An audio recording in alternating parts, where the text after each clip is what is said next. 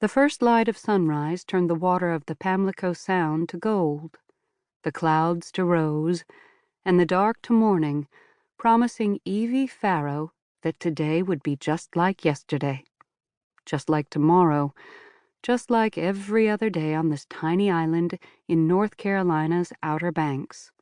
She could fight it, or she could embrace it. But there was fighting enough going on in the world, and Evie had always preferred the way of peace. So she drew in a long breath filled with her favorite perfume, yeast, sugar, and cinnamon, and slid the still warm sweet rolls into her basket. She paused one moment more to stare out the window of the kitchen toward the view of the Sound that had always, always soothed her. Later she'd walk its shores, perhaps even circle around to where the Atlantic joined its tamer sister with heightened waves and currents. She'd take her familiar path. She'd search for shells and sea glass.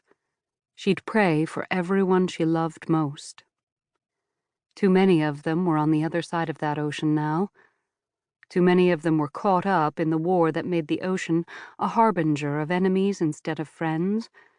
But then, they had always been capricious, those waters.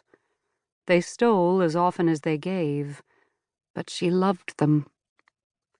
A light hand touched her arm, and Evie spun around, smiling at Grandma C., who held out a cup of steaming coffee. Evie touched her fingertips to her mouth and then lowered them away from her in the second sign she'd ever been taught. Thank you. She slid her fingers into the familiar handle and lifted the mug for a fortifying sip. Grandma C. smiled too, and made a series of quick hand movements, her usual morning greeting. Time to race the sun. Evie chuckled and leaned over to smack a kiss onto the familiar feathery soft cheek. I'm going. No need to sign those words. Though Grandma C. wouldn't hear them, she could read them well enough, and knew to expect them. It was their daily script.